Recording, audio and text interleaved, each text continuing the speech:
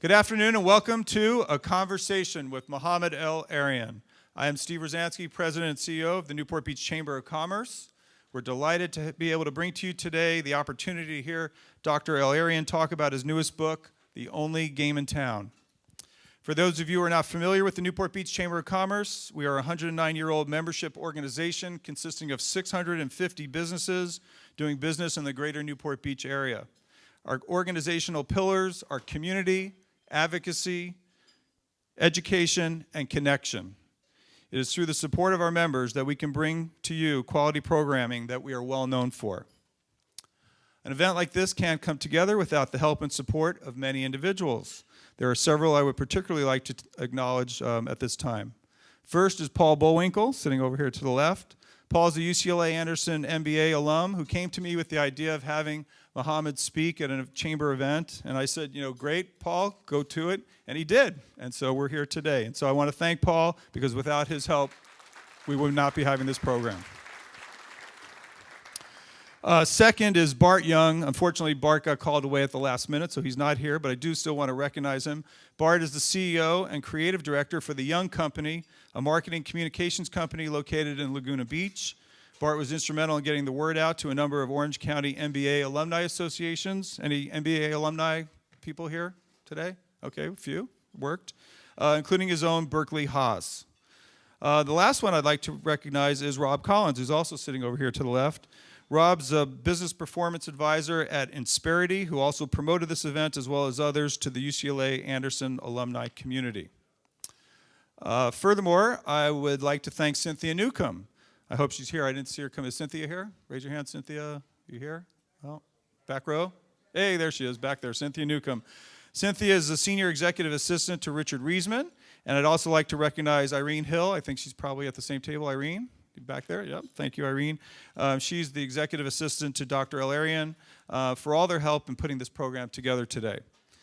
Lastly, I'd like to acknowledge our table sponsors this afternoon. We have Tim Shields with George & Shields. Tim, just raise your hand. Thank you.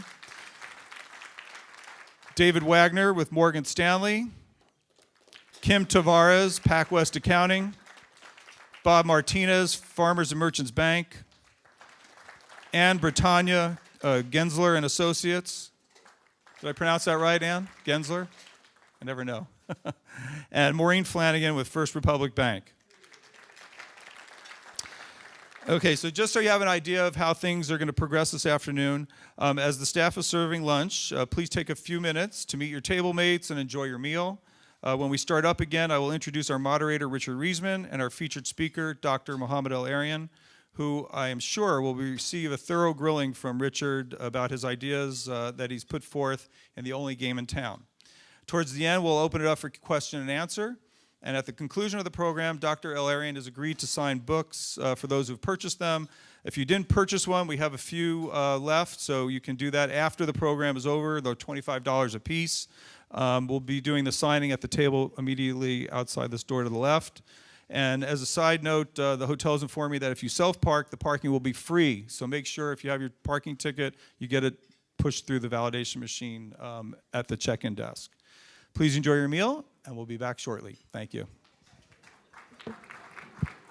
I hope everyone has had an opportunity to meet their table mates and enjoy the meal. It's now time to introduce our guests and begin our program, A Conversation with Mohamed El Erian.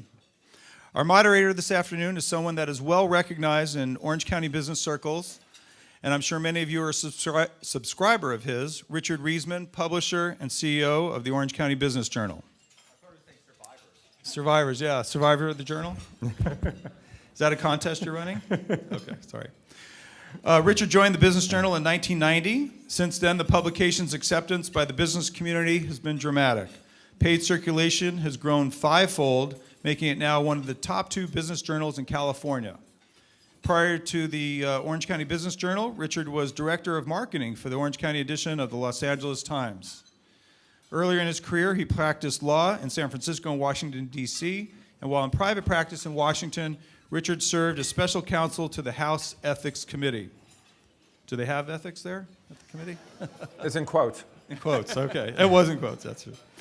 He holds an MBA from UCLA, where he was awarded the R.C. Baker Foundation Fellowship and a law degree from George Washington University, where he graduated with honors. Please join me in welcoming our moderator, Richard Reisman.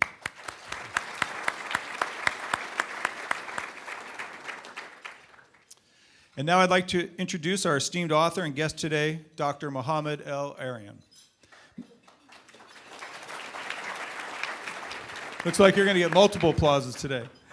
Mohamed El Erian is Chief Economic Advisor at Allianz, the corporate parent of PIMCO, where he formerly served as Chief Executive and Co-Chief Investment Officer. He chairs President Obama's Global Development Council, is also a columnist for Bloomberg View, and a contributing editor at the Financial Times. Dr. El Erian first joined PIMCO in 1999 and was a senior member of PIMCO's Portfolio Management and Investment Strategy Group. He rejoined the company at the end of 2007 after serving 2 years as president and CEO of the Harvard Management Company, the entity that manages Harvard's endowment and related accounts. Before coming to PIMCO, Dr. El Erian was a managing director at Salomon Smith Barney Citigroup in London, and before that he spent 15 years at the IMF, International Monetary Fund, in Washington, D.C. Dr. El Erian has published widely on international economic and financial topics. His 2008 book, When Markets Collide, was a New York Times and Wall Street Journal bestseller, won the Financial Times, Goldman Sachs Business Book of the Year Award, and was named a Book of the Year by The Economist and one of the best business books of all time. Wow, that's pretty good, all time. By The Independent.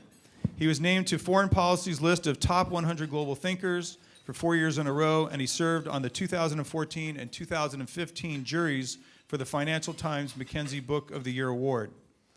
His new book, published in January 2016, right here, The Only Game in Town, Central Banks, Instability, and Avoiding the Next Collapse, is a New York Times bestseller.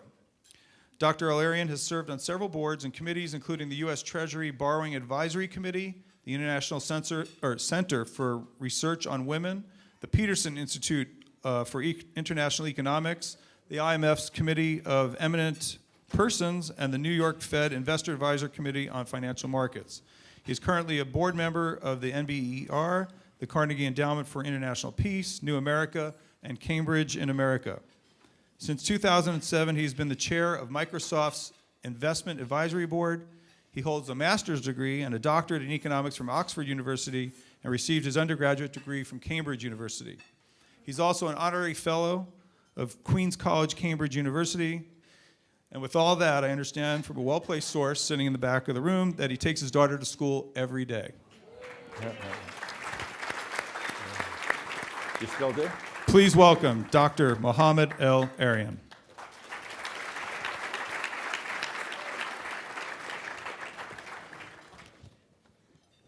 I guess we can begin. I'm going to walk through the book with Dr. El Erian, and because I expect most of you haven't yet read it since you are here to buy it and have it signed. Then I'm going to open it up to questions, and I'll recognize people in the audience. But there is one ground rule. There is to be no questions about that investment advisory firm around the corner called PIMCO, and there's to be no questions about any of his colleagues from that organization. Let's begin. Presumably, when you finish through the book, they don't have to read it anymore, right? And did I get the money back? I don't think so. I think it's important to read this book. It's an important book, and I think after you hear us discuss it, you'll be able to appreciate it all the more. So to begin with, the book itself is called The Only Game in Town. What is the game? What is the only game in town? Okay, before I start, let me just thank everybody for being here. It really is wonderful of you to give up your precious time and come. And it's wonderful to see old friends, acquaintances that I haven't seen.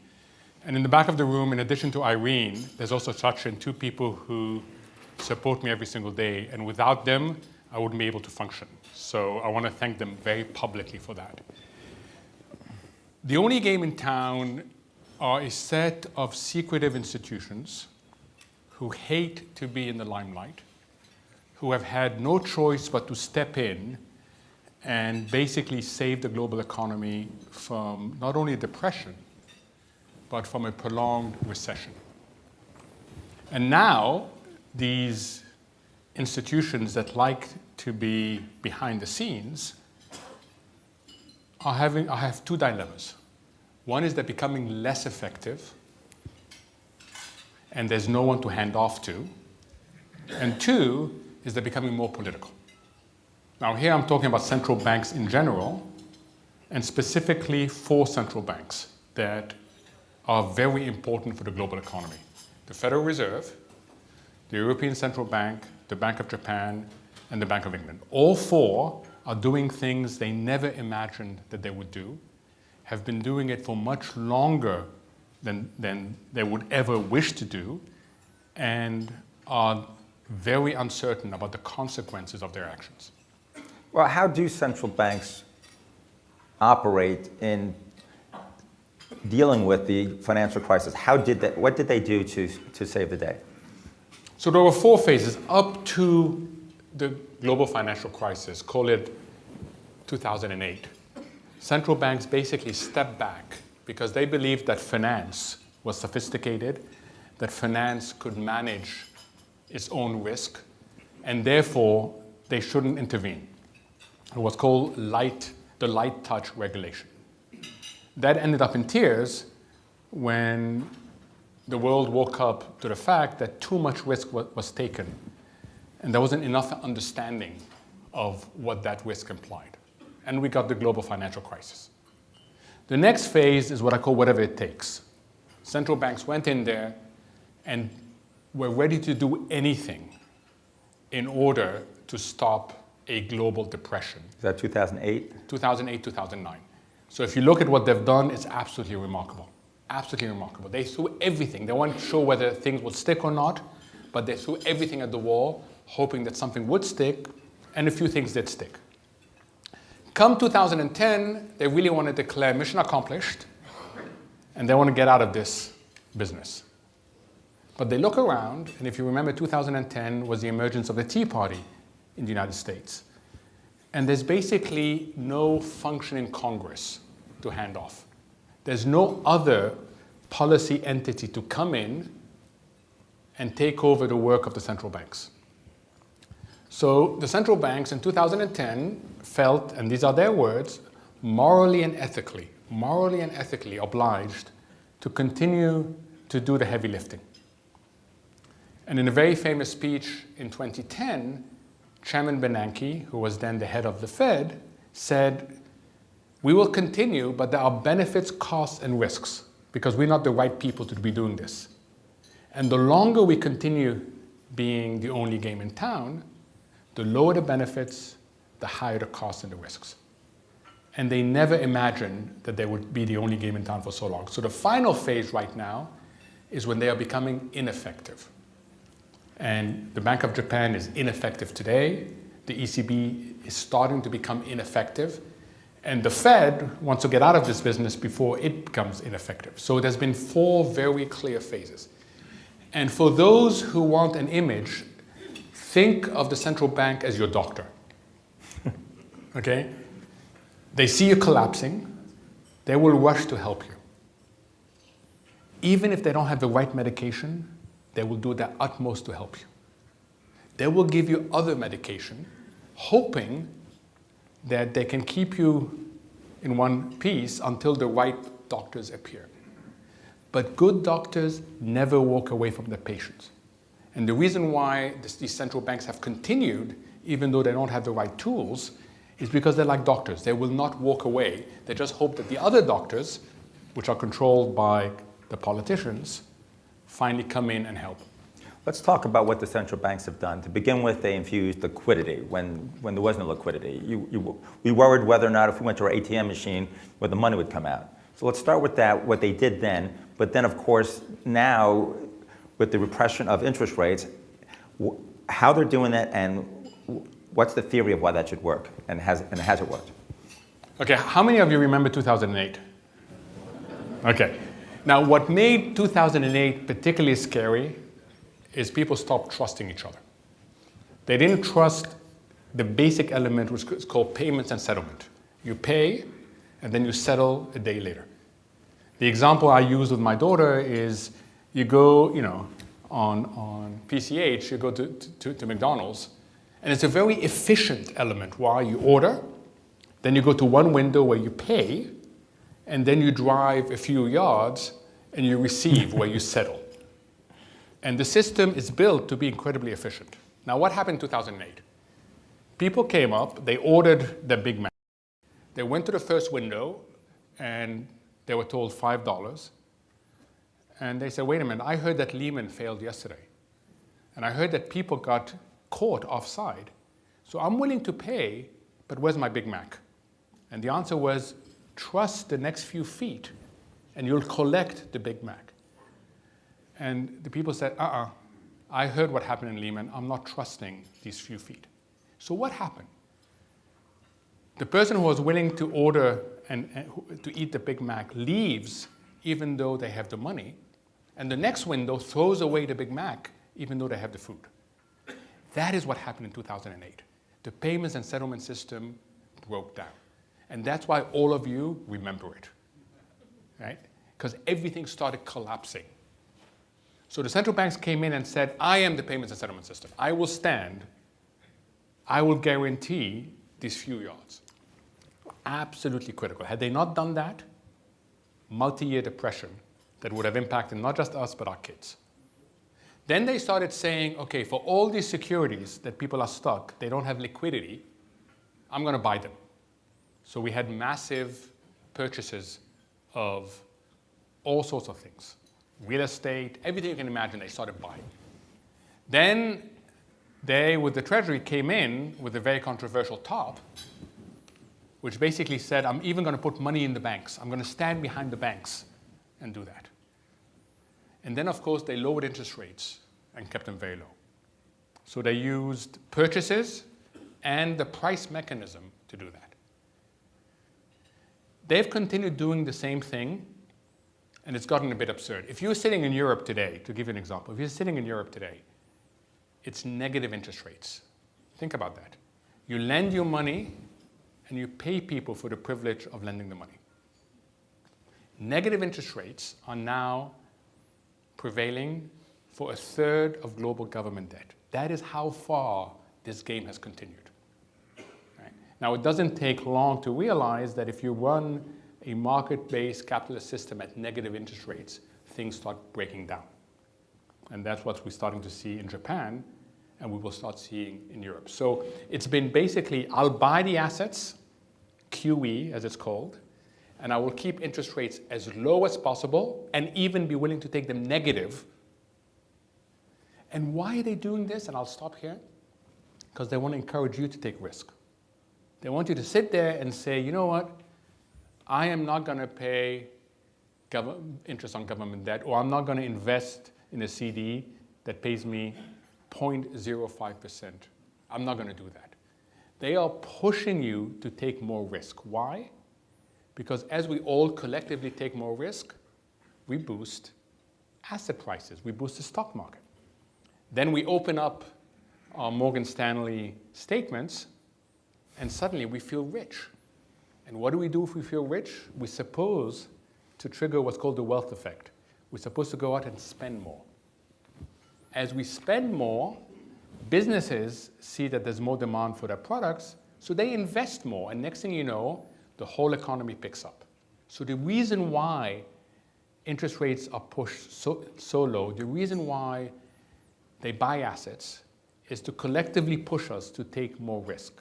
Not because they like us taking more risk, because that's the only way they can stimulate economic growth. Well, then, if people feel wealthier, they buy things. Right. They consume services. Then the hope, I would guess, would be that the productive economy starts to invest, and now you have real growth because people are serving the needs of those people.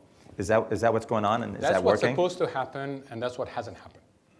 Okay? Or has it happened some? Not enough. So, for example, US companies today are sitting on the biggest amount of cash they've ever had. And sitting on lots of cash that earns zero is not a great idea. It's also not a great idea because you attract the activists. Because the activists say, oh, well, if there's all this cash, I can come in and I can monetize it. So companies, believe me, do not like sitting on a massive amount of cash. Mm-hmm. The reason why they're sitting on a massive amount of cash is because they see through the central banks. They say, that's fine. I understand what the central banks are trying to do, but who really is going to reform the corporate tax system? Who really is going to invest in infrastructure? Who really is going to do all this stuff we need to generate high economic growth? And they don't have the confidence that that's going to happen. So the irony is that financial risk-taking is up here, and economic risk-taking is down here, right? And that's why, despite everything that the central banks have done, they haven't got the response. There isn't a single time that the Fed has not had to revise down its growth estimates since 2010. Think about that. A single time that they haven't revised down their growth estimate. They've had every single time they've overestimated the reaction of the business community. So they've succeeded in inflating assets. Correct. So there is the top tier of society is wealthier because their assets have gone up in value. But have they not demanded goods and services? Or they have, but productive enterprises just haven't increased their investment to serve them? So some facts. We have grown collectively at 2% per year. Our potential is about 3%, okay? But we've grown at 2%. The vast majority of the income generated has gone to the rich. So also the last few years has seen a significant worsening of income inequality and wealth inequality. Now, why is that important economically? Forget whether you think it's good or bad, right? And we can argue till tomorrow morning. But there's something that is unambiguous in economics. The rich spend less of the incremental income than the poor. It's called the marginal propensity to consume. So when the rich get all the income, they will spend less of it than if it was distributed to more evenly. So you end up with insufficient demand in the economy. Deficient aggregate demand is what the economists call it. So part of the irony is while the Fed has had no choice but to boost asset prices, and who owns the asset prices? The rich. And most of the return to business has been to the rich, right? That in itself has complicated the Fed's job because it has worsened income inequality, and therefore not only do you have a structural problem, corporate tax reform not happening, infrastructure not happening, but you also have a demand problem. And that's why this is proving to be such a stubborn situation. It sounds like these are basic economic principles that were known beforehand. So didn't the Fed know that what they were going to do would fail? No, what the Fed knew from day one is what Bernanke called benefits, costs, and risks. That what they were going to do will have some benefits, but will have collateral damage, cost, and unintended consequences, risks. And his assessment was that's okay because we're not going to do it for very long because our politicians will get their act together and because there's no alternative. And I suspect most of us, again like the doctor, would have done the same thing. Okay? A few of us would have been willing to say, let's have a cleansing depression that will clean up the system and it will bounce back stronger. But most people, won't let their child put their hand in the fire. You know, the logic said, let your child get burned. They'll never put their hand in the fire again. But how many parents are actually willing to do that? Right? So most people, I think, would have done what Bernanke have done. The big miscalculation was that we would get the politics so wrong. I mean, if I had sat here a year ago and told you that Donald Trump would be the presumptive Republican nominee, and I would have told you a year ago that a self-declared socialist would still be in the race against Hillary Clinton, what would you have thought of me? Okay? That is how bad our politics are, right?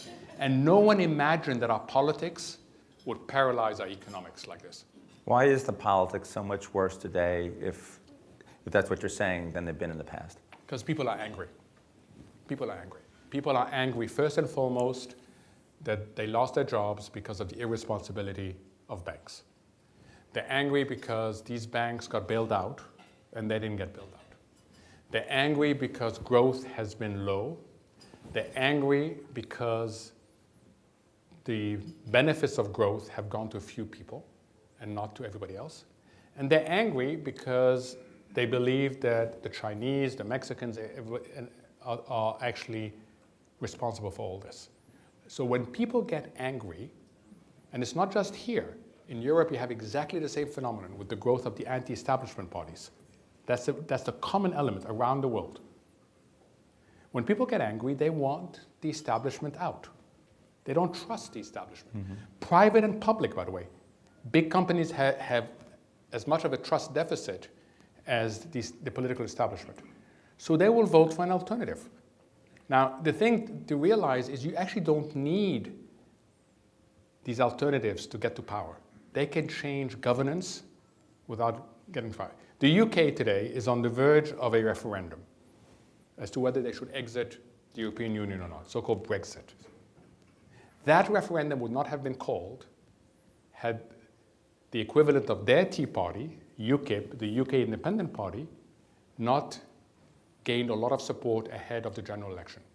In order for the Conservative Party to solidify its base against the base migrating to UKIP, just like the Republican Party has seen its base migrate to Cruz or its base migrate to Trump, it had to offer something that was on UKIP's manifesto. What did it offer? It offered a referendum.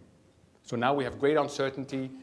Is the UK going to get out of the EU? Is it not going to get out of the EU?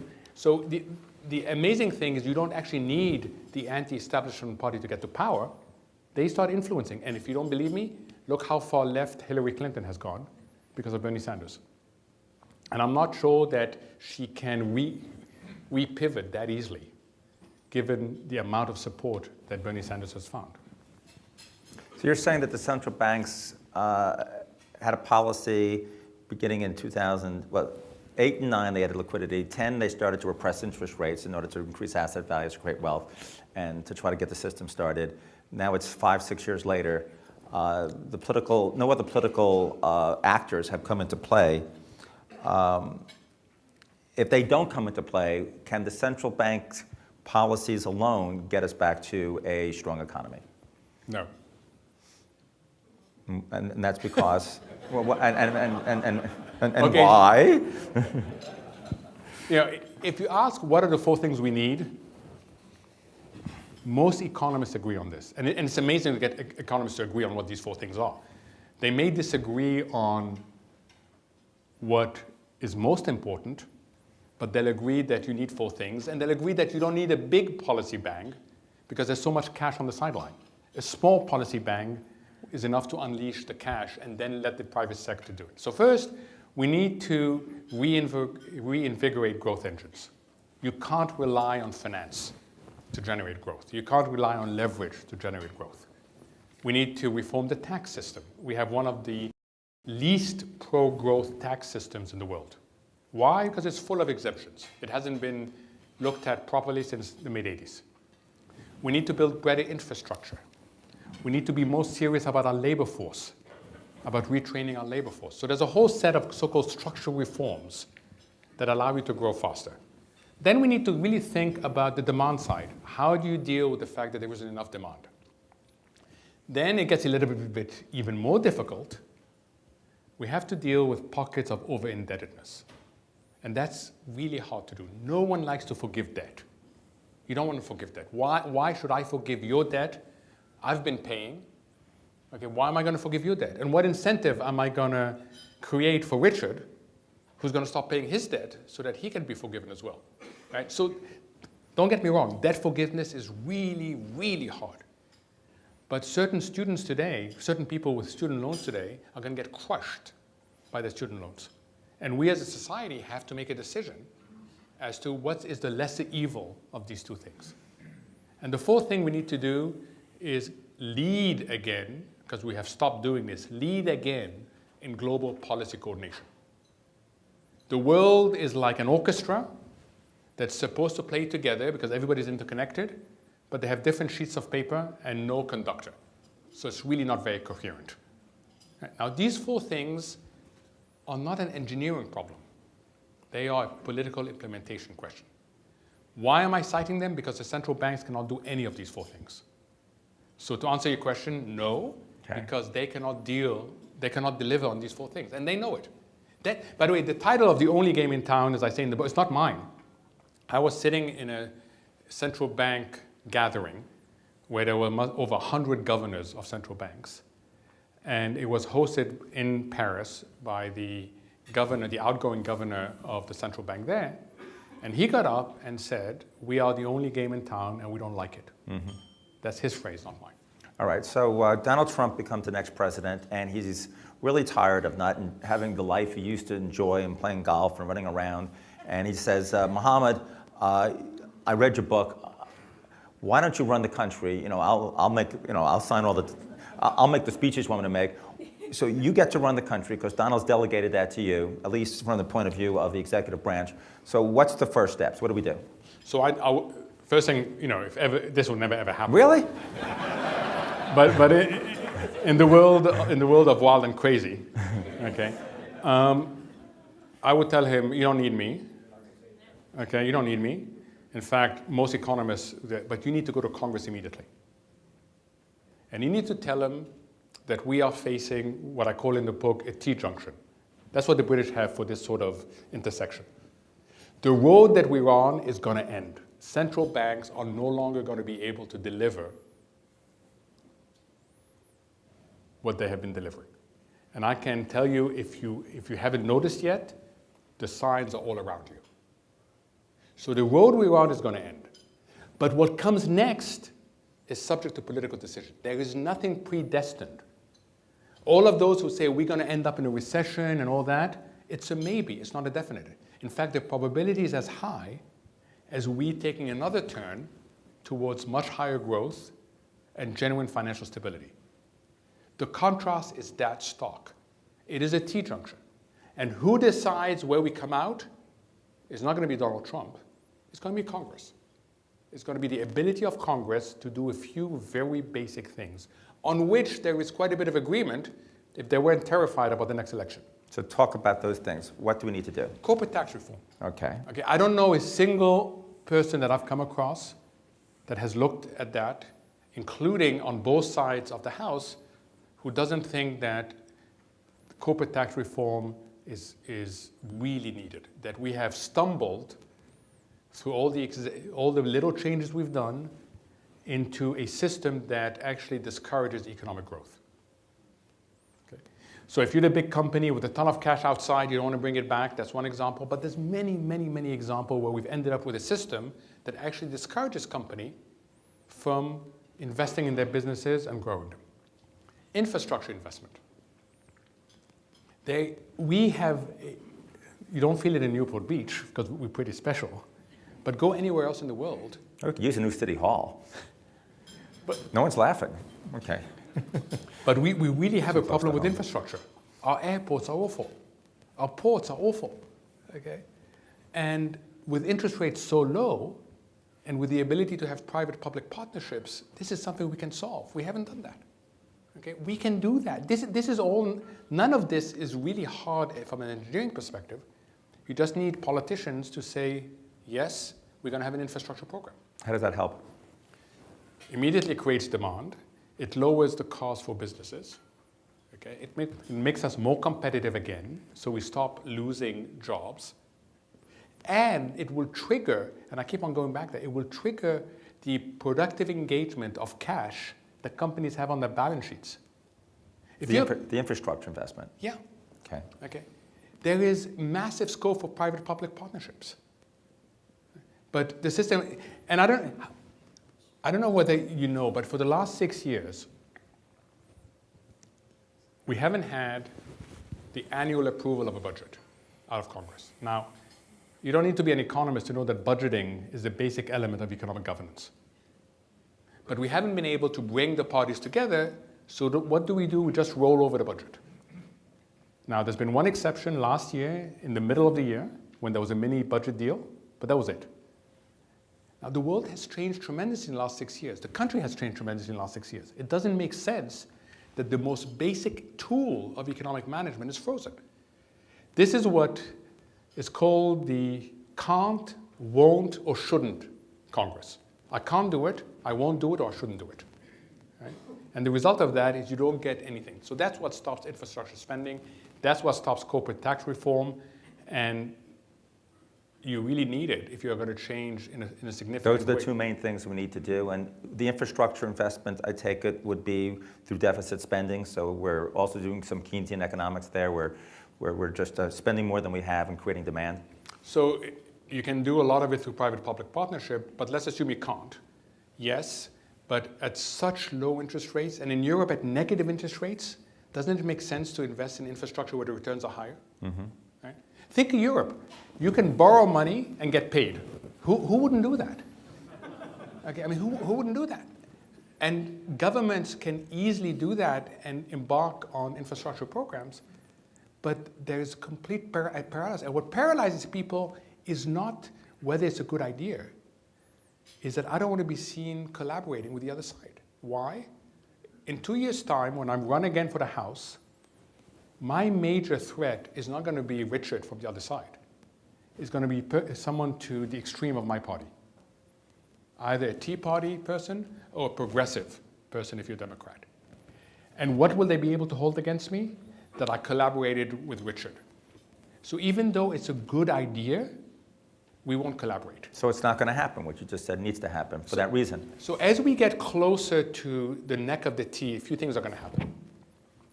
Stock market volatility is going to become more frequent. Have you noticed for the last 5 days we've had 3-digit plus moves in the stock market? What fundamentally changed? The Fed has said, you know what? Don't depend on me as much as you depended on me in the past. And suddenly the markets start getting more nervous. Right? So as we get closer to this, we're going to see financial volatility increase, up and down, up and down. That will make people more nervous. If we were holding this in January, February, people were talking about a US recession. That's not so long ago. That's what happened last time we went through financial volatility. So my hope, not my expectation, my hope is that as we get closer to the T, the political system is going to start getting more pressured more and more by us. Why? Because we're going to worry about our future and that of our kids. And there's nothing that focuses our minds more than the threat of a recession. Okay. So as we near the threat, as it becomes more certain to people, maybe that gets Congress to act. Yeah, it's the so-called Sputnik moment. You're all too young, but in the 50s, the US woke up to the reality of the Soviet Union, the USSR, the evil empire, as Reagan called it, successfully sending up a satellite into space, Sputnik. And that became a very vivid illustration of the threat to national security. And next thing you know, the country came together and the political class came together and said, not only are we going to catch up with the Soviet Union in the space race, but we're going to get ahead. And we did. So what we need is the equivalent of an economic Sputnik moment. And this is easier because the engineering isn't as difficult as sending someone to the moon. And will it make much difference whether Trump or Hillary Clinton is president when we get to this crisis?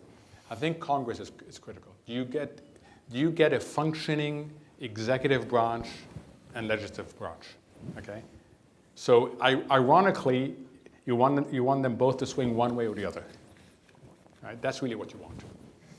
Is it an additional problem that we seem to be in our national elections, not just this country, but across the world, having people who are coming from outside the system, people who are more radical, people with less experience, people who are perhaps riling up the mob, feeding into the anger?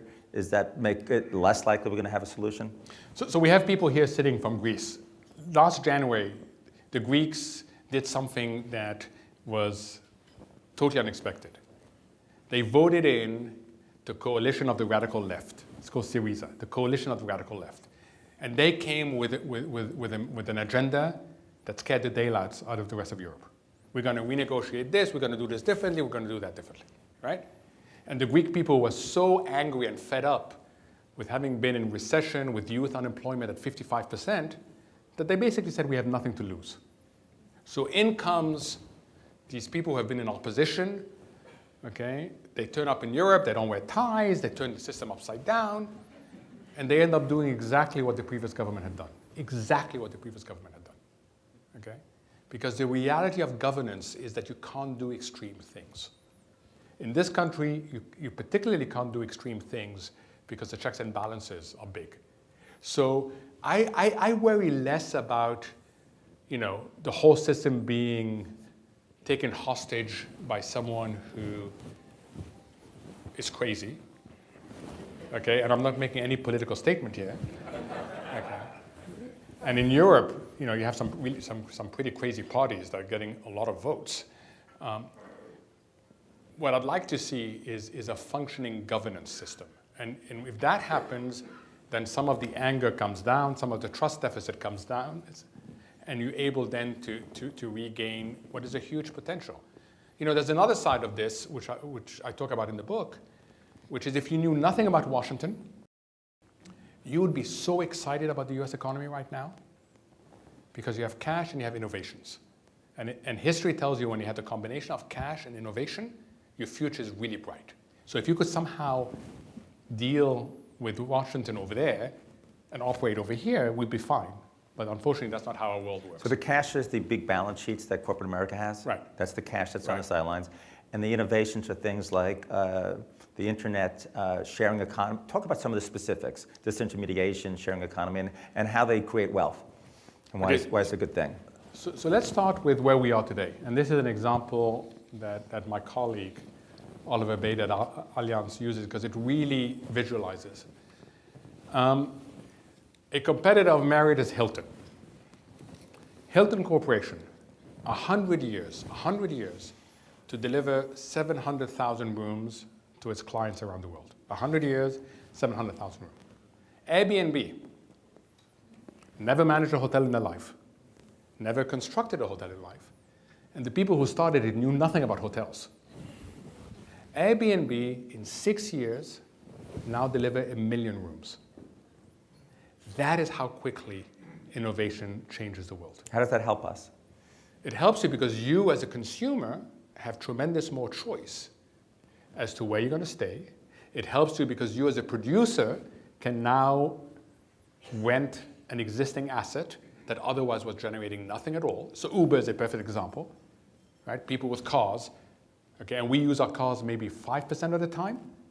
Right? So we are utilizing things more productively. So we've increased demand and we've increased supply.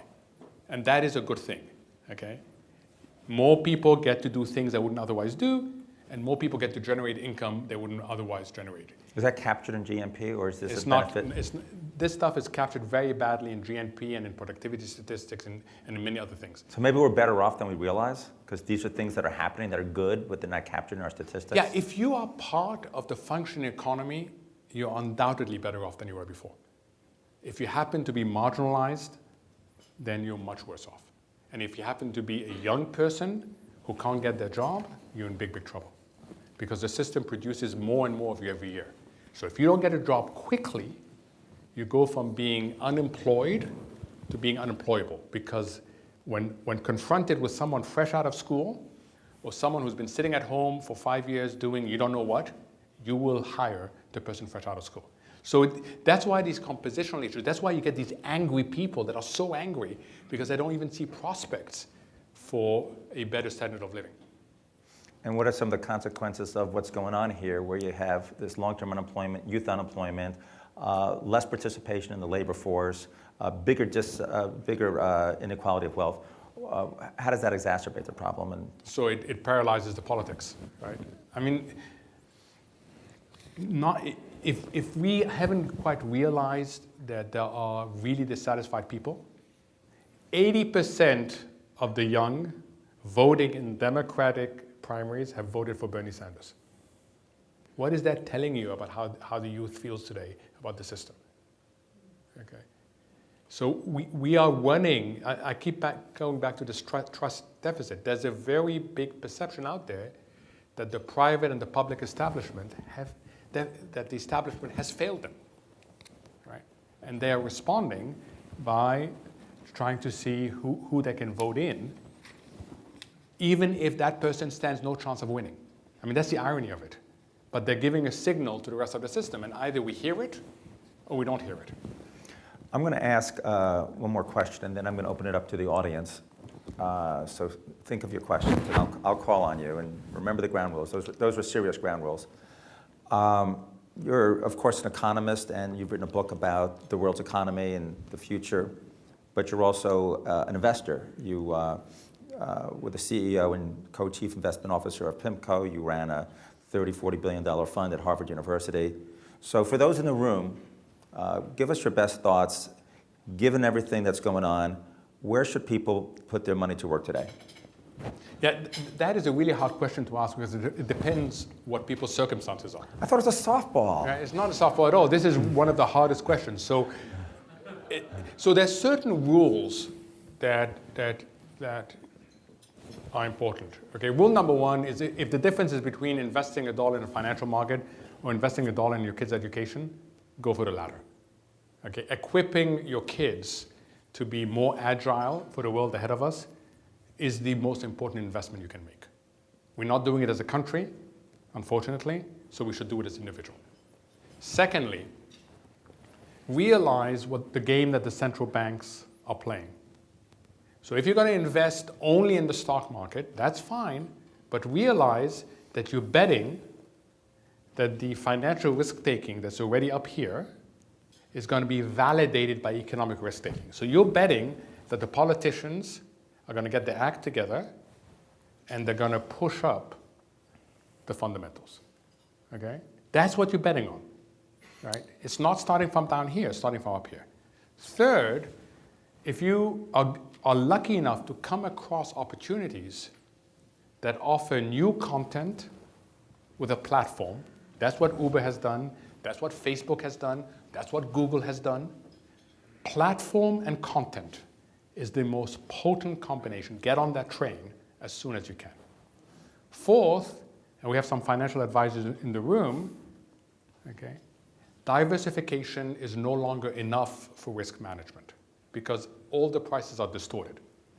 So this is no longer a world in which when your equities go down, your bonds are going to go up because everything has been pushed up in price.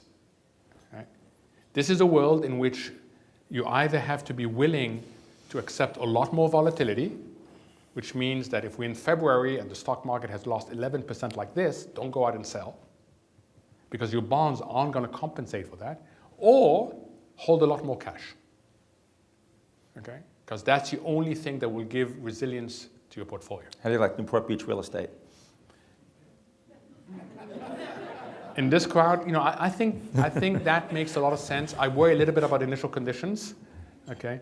But those sorts of investments always ask, if you're sitting, you know, Bill Gross always had this thing, and I just broke the rule. It's still a rule, though. But he said, you know, he used to say that if you're sitting in a room and you're investing, realize, if you're investing, realize it's like you're sitting at a table here. And look around the table and ask who's the fish in the table, who's the fish in the game, who has less information than you. And if you can't identify that person, get out. Okay? And a lot of us get involved in investment setups where we actually have no edge whatsoever. None. But we somehow think we're going to win. Okay? That's not a good idea. All right, questions? Gentleman in the back. Thank you for speaking to us today. We talked a little bit about real estate right now. What would be your opinion on political construct and what to do with Fannie Mae and Freddie Mac next? Repeat the question a little bit, too. So the question is what to do with Freddie Mac and Fannie Mae. Let me just predict nothing much is going to happen. Okay? There's going to be a very gradual attempt to shrink them very slightly, but nothing major. Because we as a country, and China has done the same thing with its stock market, we as a country pursued a public policy of home ownership. More home ownership is a good thing. China pursued a policy of more people that own the stock market is a good thing. Why? It gives them a stake in reforms. So we think it's a public good. And we created a very big infrastructure around that. And it's not easy to deflate. Okay? So there isn't going to be, I don't think anything, there's going to be lots of talk. But when it comes to action, nothing really radical that's going to happen to Freddie and Fannie. If we were to reconstruct the system, we would do it very differently, but we don't have that luxury right now. Next question. Gentleman up here. How do you reconcile Fed's people's one side say we have 1 to 2 rate increases, and Fed chair says we were thinking about or negative interest rates is not out of question. They're two entirely different. Yeah, while you answer that question, why don't you also tell us whether the Fed's going to increase rates in June and what the most likely scenarios are? Okay, so the question was, how do you reconcile what has been really inconsistent communication from the Fed? Okay, if you listen to them in December, we were going to get four rate hikes. Of course, the market didn't like that. Come February, markets told them very loudly, we don't like that. So they come out and say, well, we may get 2. And then they ask, could we get negative interest rates? They say, well, we talked about it, right? So Fed communication is all over the place. Okay. Why? Number of reasons. First is that they're not getting the signals that they used to be able to get. When you distort a system for so long, you no longer get the signals no longer come as well as before. So it makes you, quote, data dependent. Data dependent. Now data goes all over the place, right? So then you start saying one thing based on one set of data and say something else based on another set of data. I haven't gotten very many things right in my life, but the one thing I've gotten right so far is this notion that we got to swing around, and at the end of the day, we will iterate on the following. And the following, and this is a prediction, the Fed will hike at least 1 more time this year, most likely 2 more times, and then will stop. It will stop, it will assess where it's going, etc. When, if it wasn't for the British referendum, which is a week after they meet, I would sit right here and I'd say, I'm pretty sure it's going to be in June. But there is this big event, and we're going to get a lot of data from the polls, and if the data shows that it's an iffy proposition, then I suspect the Fed may not hike. But if you take me to July, and you say, what's the chance that by the end of July, so either in June or in July, we've got a hike, I will tell you extremely high. Take me to the September meeting, I'll tell you 100%. Okay, now that's not what the market have priced in at all. So we can all make money on that. Well, if you had listened to me a week ago, the probability of a rate hike in June by the market was priced at less than 4%. Today it's almost 30%. That's how far we've moved based on the few comments. Now, the other side of this is that equity gets really volatile. Okay, so I'm not sure we want me to be right. Mm-hmm. This side of the room. Yes. In the end of 2014, the gentleman that spoke to this group, and I think somebody you personally know, and he was talking about the situation with the interest rates and what the Fed is doing, and he said, an unintended consequence was they created 2 economies. One was financial economy. They give these guys free money, and they take that money sometimes sitting in cash, they put it in bonds, make money, it's arbitrage profit, right? And he said, now the usual economy is the one we live in, which is, we earn money, we make money, and they borrow off the banks, and banks borrow off the companies, and interest rate is low, and they create, a building economy. So he said they unintendedly created 2 economies. And he said, I don't know if those guys are smart enough to figure out how to get out of it.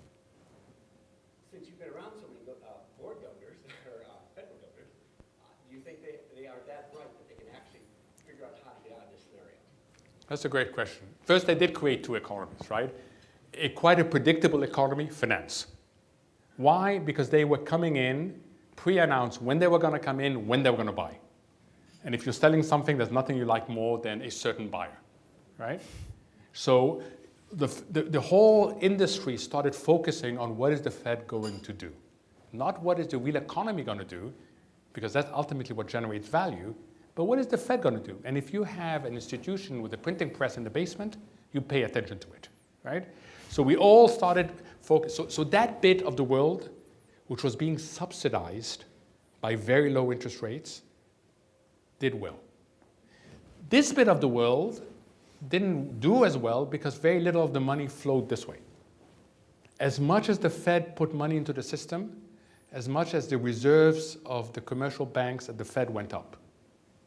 The money wasn't being lent on. Ask the banks why, they'll give you two reasons.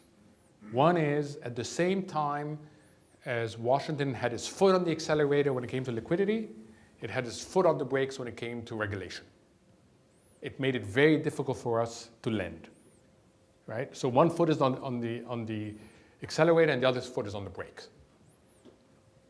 And the other reasons is because we as shareholders are much less tolerant of banks making mistakes. So if you're a bank management, you want to be really convinced about the creditworthiness of where you lend to.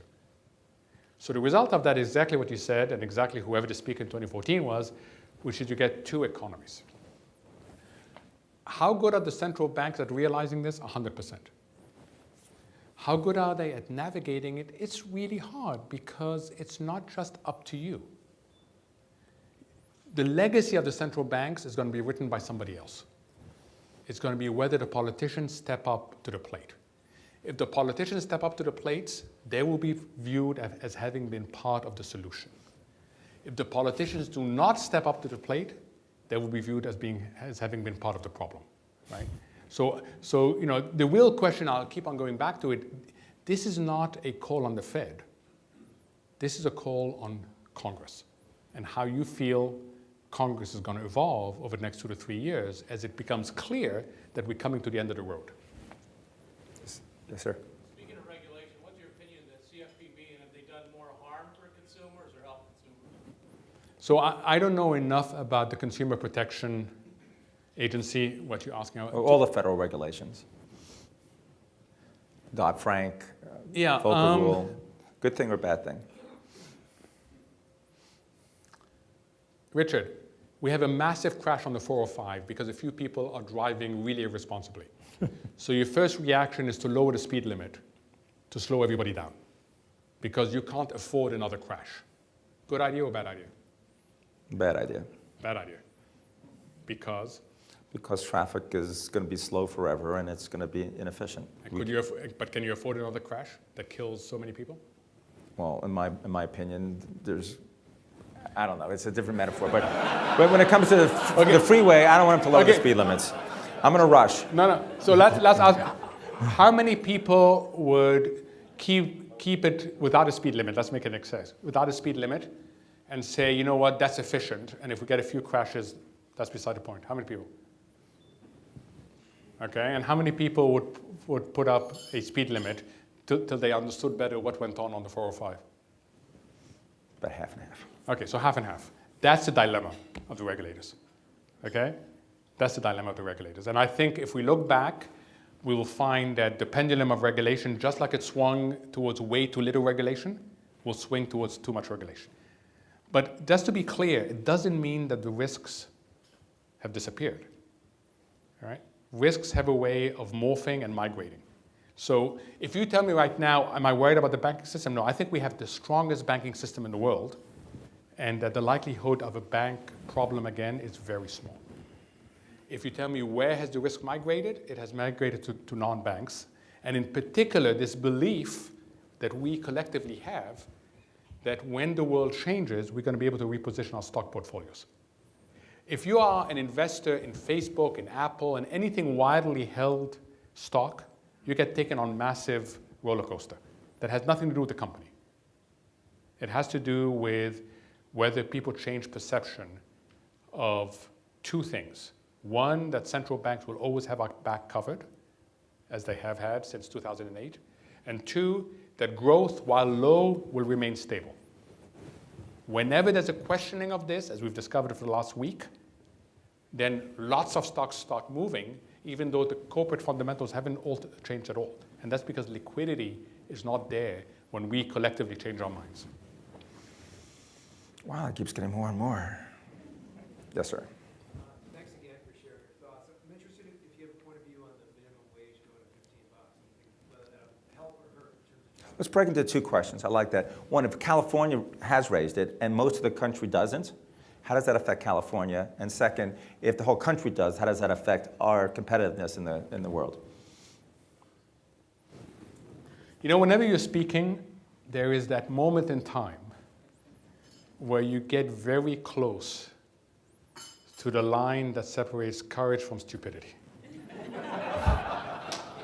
And most people realize this and step back. I'm going to cross it. I think net, so after you take all the consideration, a higher minimum wage makes sense. And you can now ask me to leave, okay? But I say to this as an economist, okay? We have a problem of aggregate demand. We have a problem that we're not able to secure sufficient living standards for certain people. And I don't believe that at record profits, our businesses are going to suddenly shut down because part of their wage bill is going to go up.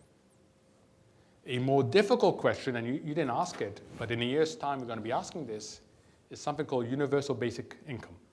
And if you haven't read up on basic income yet, you should. And that is really hard.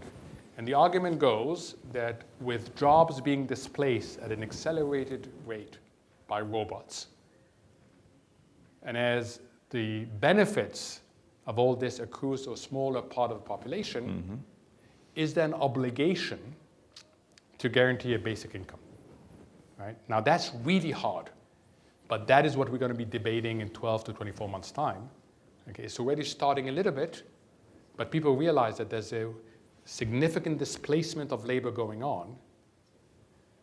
And then your question is, does it make sense if California moves and others don't move? It's not great, but how's it going to affect California? Yeah, I mean, competitively? I don't think labor mobility is quite as high. I mean, I'm not sure that my McDonald's can go and set up in Oregon because they're not going to get the consumers in Oregon.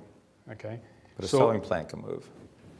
It can, but if you look at where these minimum wage jobs are concentrated, right? They're mostly concentrated in what's called the non-tradable sector, things that can't actually get up and move that easily. Mm-hmm. When we're talking about public policy, what are your thoughts about all this talk about we're going to punish companies from producing things overseas, we're going to institute tariffs if you move your plant to Mexico? How will that affect our economic well-being in this country if we were to do those types of things? So the easiest thing to do when you're having trouble is to blame your neighbors. And if your neighbors happen to be foreign, that's great, okay? And that comes to us all naturally, right? That's whatever country you're in, that's really, you know, if in Greece, it's the Turks. If something goes wrong, it's the Turks. In English, it's the French, right? So, you know, it's a very natural reaction. So none of this surprises me at all, and it plays well. There is an important point, which is sometimes free trade is not fair trade. And that distinction is really important. So if you are subjected here to consumer protection regulation or workers' protection regulation, and another country abuses its consumers or its workers, that's an issue, okay? But that's an issue of fair trade, not free trade. At the end of the day, I think you'll find it's really hard to do a lot of what's being said on the campaign trail. Seems like one of the unintended consequences of QE and everything that's going on, your particular insight on this, given your work with Allianz, is life insurance. Right. What, is there some serious risk to that industry? So the question is there serious risk to the insurance company, to insurance companies of low and negative interest rates? The answer is yes. In fact, anybody that makes a promise, pensions, insurance companies, you saving for your kid's education, especially if your kid happens to be below the age of 5, is really challenging. Be very careful today when you enter into forward promises financially, because the system has borrowed the returns from the future. So unless really good things happen, the system can't generate the returns. My former colleague, Paul McCulley, said you don't go to heaven twice for the same deed, right? Right. So you can't generate, so anybody right now who promises long-term returns is challenged. And if it's negative interest rates, the system starts imploding. And that's what we're seeing in Japan. People disengage. The hottest selling thing in Japan today are home safes, because people don't want to pay their bankers for keeping their money. So they'd rather keep it at home than pay their bankers. Now, what does that mean? It means that people disengage from the financial system, and that's bad news for everybody. Over in the back. The So young lady. how do you select? Over there. Just randomly. I don't know how I do it. I'm trying to mix it around the room. A little louder, please. I know you're a leading influential economist. One little small comment on minimum wage in McDonald's. When it goes up, I see my Big Mac go up. And interestingly, I see it doesn't go up as much in a different McDonald's as in my expensive McDonald's. But my real question is, you say it's commerce in its structure and its function, not so much who we elect as the leader. My question is, does Congress know this? And who is the solution person in Congress that's leading? Is it Paul Ryan? Maybe such as you? That's my question. Repeat it, please. That's the solution that All I right. don't know how will it happen. That is a great question, right? That is, and basically you're asking about leadership, right? You're saying, where is leadership today? That's basically what you're saying. And we haven't seen it. We haven't seen it anywhere, okay? And we haven't seen it because anybody who says, I'm the leader, finds that the consequences of saying I'm the leader are not really wonderful, okay? So if we are going to continue on this, and that's why I say we're going to need something of a crisis to wake people up. Hopefully not a huge crisis, but we're going to need some, because this is how we could. Now, before we blame our politicians, let me tell you that we are no different. When I didn't start the book hoping to come out with the worst answer you can, which is, the road is going to end, but I'm not going to tell you what happens next. That doesn't sell books, okay? People want to know, tell me, is it this or is it that? I don't care about your T-junction. I want clarity.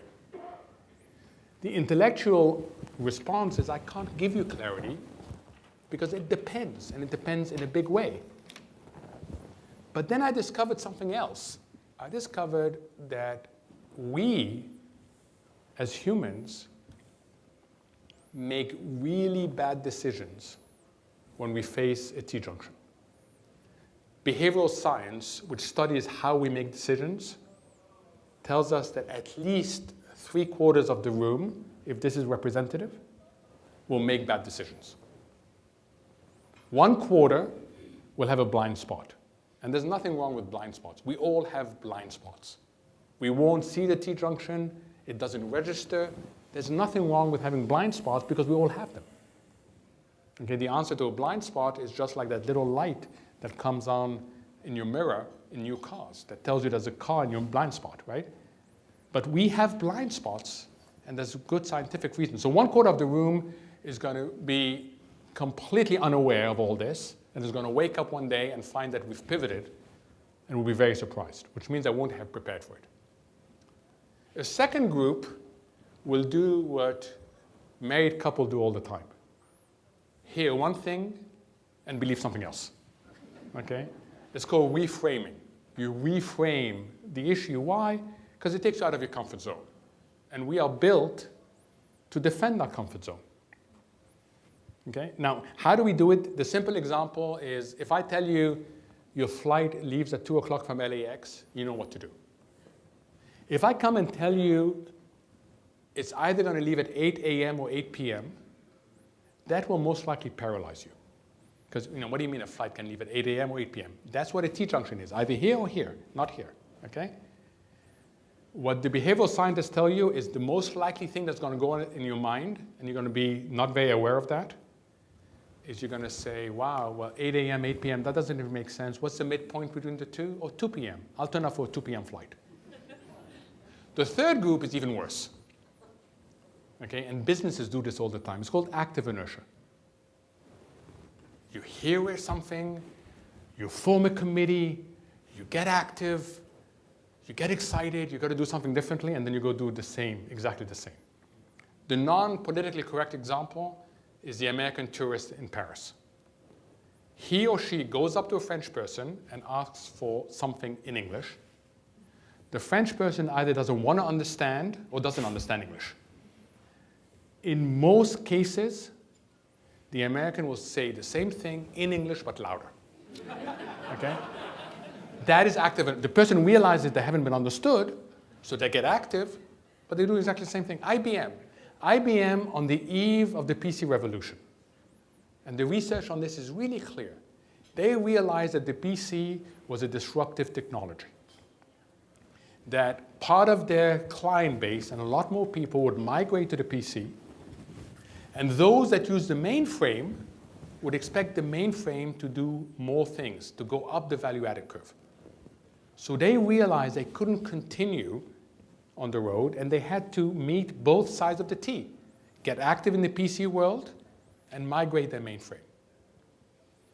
Management came up with a strategy. The board approved the strategy. When it came to implementation, they couldn't implement up here. Why? Because the comfort zone was down here.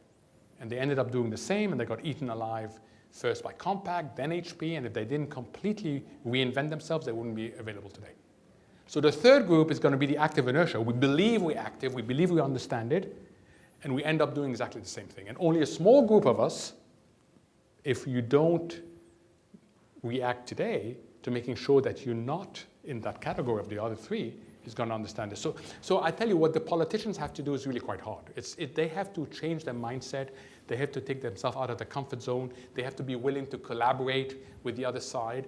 So it's not that easy, but all of us also are going to be challenged in a similar way. I want to try to end this on a fairly positive note. One thing that has been positive about the world's economy for the last several decades has been China's economy, which was impoverished, and now it's the second largest economy in the world, growing double digit. Now people are saying, oh my God, it's growing at only 6%, but you know, if you don't compare it to the past, but just compare it to, is that a driver or is that a drag? Isn't 6% growth, or is there really 6% growth? That's what I read. Isn't that still a positive for the world's economy? And aren't there other places like India that's also a huge economy that may be having growth like that? Is there some possible positives from the outside world to drive demand? Well, I mean, there's lots of questions here. Let me just start with, the world looks the following. It's getting more and more uneven, okay? So you have a set of countries that are going to do okay. Not great, but okay. China and the United States are going to do okay. You have a much smaller set of countries, India, that are going to do better. You have a third set of countries that are going to struggle. Europe, 1 to 1.5% growth. Japan, 1% if they're lucky. And then you have the troublemakers. They're in recession, okay? And the question is, do they disrupt other people? Brazil, Venezuela, Russia, okay? That is what the global economy looks like. The official term is multi-speed, but it's going to get increasingly uneven. So unless we coordinate it a little bit better, it just becomes harder. China, I'm not a China pessimist, okay? I think people fail to understand what China is going through. The reason why China is slowing down is natural. You cannot continue to grow at 10% per annum forever. The world isn't big enough. There aren't enough Walmarts to sell to, okay? So you have to go through what is the trickiest transition for a country, which is called the middle income transition. It's going from being a teenager to an adult. When you're a teenager, things change very quickly. When you're an adult, you settle into a period of greater stability, but less growth. Only 5 countries in the last 100 years have managed that transition. And it's not an easy transition, and none of them have been as big and as complicated as China. They're doing that in the midst of dealing with the financial bubble in the stock market, which I talked about earlier, and the global economy slowing down. So is China going to look uneven? Of course it is. Of course it is. Does that mean it's going to hard land? No. Why? Because they, unfortunately, for us, have the best set of policymakers. And they don't have to worry about elections every 2 years. And their policymaking is completely different to ours. If you go today to Congress and say, I want to do this to get to this point in the next 10 years, you're going to say, what are you going to do in year 1? What are you going to do in year 2? What are you going to do in year 3, 4, 5, 6, 7, 8, and 9? And they will not approve your 10-year vision unless you tell them what you're going to do. Now, that's really hard. China is very different. China says, I know I want to be in 10 years' time, and I only know what I'm going to do this year. But I'm going to learn, and I'm going to adapt, and I'm going to self-correct, and I'm going to make sure that I self-correct, keeping my vision up there for where I want to be in 10 years. That is a much better way to do economic policy, but it also requires you to be undemocratic, right? And that's the trade-off. So we do have some positives in the global economy, you know, a fast-growing second largest economy in the world. I took heart at the idea of we have all this innovation that we haven't even really measured, so we're really better off aggregately, of course, this inequality. We've got capital on the sidelines. You're saying those are usually two really great things. And there's also some, I don't know who said it, but when it comes to America's policy, this is not something new, but it's been said that we always do the right thing after all other alternatives are exhausted.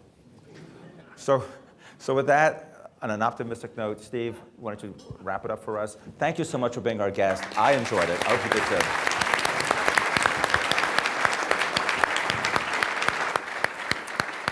Well, that's our program for today. Thank you for attending. I will say I just bought a new Corvette, so I think I'm a no speed limit kind of guy on the freeway. But you know, fascinating discussion. I wish we had another hour. I have 10 questions I want to ask. Maybe I can get you to go out to lunch with me one of these days in the near future. But just a couple of quick announcements before you leave. Those of you wishing to have Dr. El Erian sign your book that you purchased today, and we did sell over 80 books, so there are a number of them. I mentioned earlier that he takes his daughter to school in the morning. Well, he picks her up in the afternoon too. So he needs to leave by 2 o'clock. 2:30? Oh, okay, that we have a little extra time. But please, you know, bring your book up and say a couple nice things to him, and please move down the line.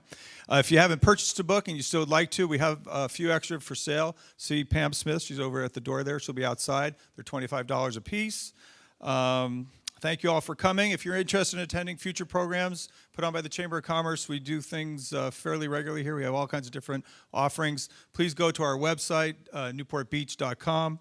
And last thing I could say is if you're not a member of the Chamber of Commerce, you should be. Thank you.